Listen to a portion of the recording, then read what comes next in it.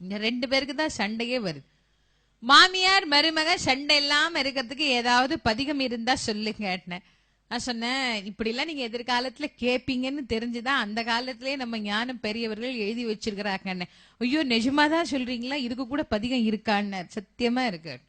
Abirami அந்தாதியில Abirami butter ஒரு அற்புதமான பதிகம் அருளி இருக்கிறார். 100 பாடல்கள்ல ஒரு பாடலுக்கும் ஒரு சிறப்புண்டு. அதுல ஒரு பாடல் மாமியார் மருமக சண்டை இல்லாம இருக்கிறதுக்குன்னு இந்த பாட்டு. அந்த பாட்டை நான் கேலண்டர்ல எழுதியிருக்கேன். யார் வீட்லயாவது படிக்கணும்னு ஆசைப்பட்டீங்கன்னா வாங்கிட்டு போய் முதல்ல சண்டை போடாம படிங்க. அதை படிக்கிறதுக்கு முன்னாடி அதுல என்ன எழுதியிருக்கிறேன்னு படிச்சு பார்த்துட்டு அப்புறமா பதிகத்தை படிங்க. மாமியார் மருமகள் 2 உறவு.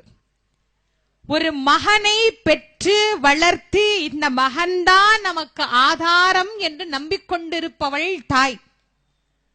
தன்னுடைய தாய், தந்தை, உற்றார், உறவினர், சுற்றம், நட்பு, தோழிமார்கள், தான் படித்த படிப்பு, ஊர், தேசம் என்று அத்தனையும் அற்றுவிட்டு தாலி கட்டிய கணவனே கதி என்று நம்பி வருபவள் மனைவி. இதுல ஒரு கணவனுக்கு யார் மேல அதீதமான உரிமை உண்டுங்கிறதுலதான் பிரச்சனையே வருது இல்லையா? தன் கணவனை தான் கவனிக்க வேண்டும் என்கின்ற எண்ணத்தோடு வருபவள் மனைவி. அவளுக்கு வேலையே புருஷனை கவனிக்கிறது தான். இந்த அம்மா 30 வருஷமா கவனிச்சார். 30 வருஷமா பையனுக்கு இவதான் சோறு போட்டா. 30 வருஷமா பையன் பைக்ல ஆபீஸ்க்கு போகும்போது இவதான் டாட்டா காட்டினா. 30 வருஷமா பையன் இவனுக்கு தான் புடவை எடுத்து கொடுத்தா. எல்லாம் இவளுக்கு தான் நடந்தது. இப்ப புதுசா ஒருத்தி நின்னு டாட்டா காட்டினா இவளுக்கு கோவம் வரும். அது என்ன அவளுக்கிட்ட? அவ வந்ததே டாட்டா காட்டுறதுக்கு தானே. எப்படியோ அவ வந்ததே டாட்டா காட்டுறதுக்கு தானே. அவ வேலையை அவ செய்யறா. நம்ம வேலை என்ன? நம்ம செய்யணும். இதுல நான் ரொம்ப எளிமையான ஒரு வழி சொல்றேங்க. மாமியார் மருமக சண்டை இல்லாம இருக்கணும் அப்படின்னா ரொம்ப எளிமையான வழி சொல்றேன்.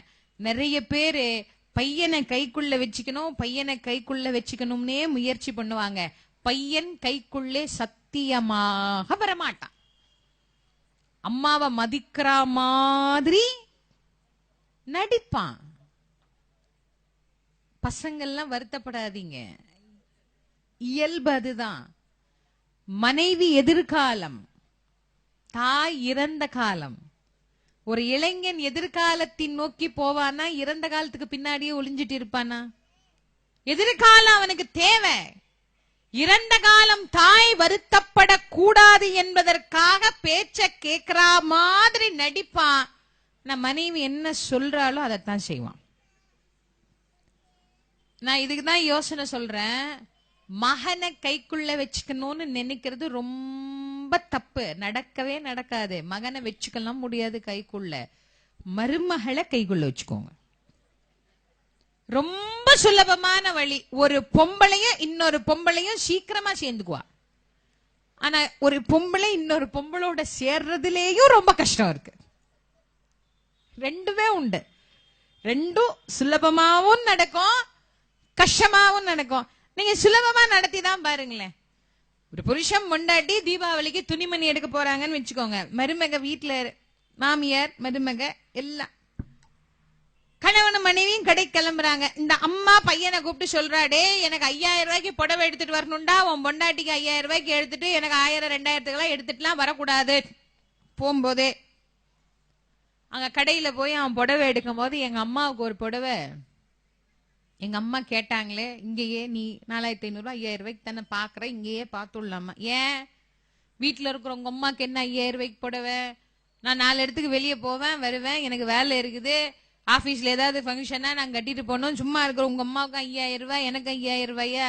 வேற வேலை இல்லை உங்களுக்கு? அந்த கிளவிதான் எதனா சொல்லி கொடுத்துன்னா நீங்கள் இங்க வந்து கேட்டுட்டு இருக்கிறீங்க. யார் அப்புறம் மாசம் மாசம் அந்த பில்லு இந்த பில்லுன்னு எல்லாம் கட்டுறது?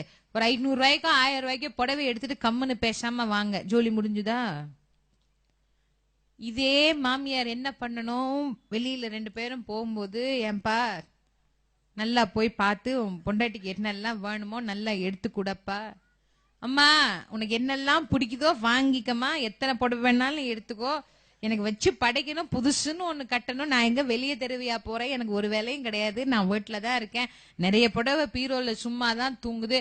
ஒரு 500 ரூபாய்க்கு 1000 ரூபாய்க்கு எனக்கு ஒரு புடவை எடுத்துட்டு வாமா, எனக்கு நிறைய எல்லாம் ஒண்ணும் வேண்டாம், நீ நல்லா சந்தோஷமா போயிட்டு வாமா பையனோட. என்ன அங்க போய் எங்க அம்மா புடவை எடுக்கணும் நாங்களே, ஆமாங்க அத்தைக்கு நம்ம தானேங்க செய்யணும், நம்ம செய்யாம யார் செய்வா அத்தைக்கு, எனக்கு எடுக்கிற மாதிரியே அத்தைக்கு 5000 ரூபாய்க்கு எடுங்க. இல்லையா அம்மா 1000, அவங்க பெரியவங்க அப்படிதான் சொல்லுவாங்க, அதுக்காக நம்ம அப்படியே அவங்கள வச்சுக்க முடியும். நீங்க வேற சும்மா இருங்க, நானே எடுக்கிறேன், அத்தைக்கு இந்த கலர் தான் பிடிக்கும்னு எடுத்துட்டு வருவார். இப்ப நமக்கு தேவை 5000 ரூபாய் புடவை கிடைச்சுதா இல்லையா? நான் ஒரு உதாரணத்துக்கு சொன்னேன். யாரை எங்கே எப்படி பிடித்தால் நம் வாழ்க்கை எளிதாக நகரும் என்கின்ற வாழ்வியல் சூக்ஷமத்தை உணர்ந்து கொள்ளுங்க. மருமகள், அவளுக்கு பேரே மருமகள், மகனை மருவிய மகள். ஒரு மருமகள் என்பவள் அந்த குடும்பத்தினுடைய ஆணிவேர். தன் மகனின் முழு மகிழ்ச்சிக்கும் காரணமானவள் அவளே. அவளை நம்ம மகிழ்ச்சியா வச்சுக்கிறதுல ஒன்னும் குறைஞ்சிட மாட்டோம்.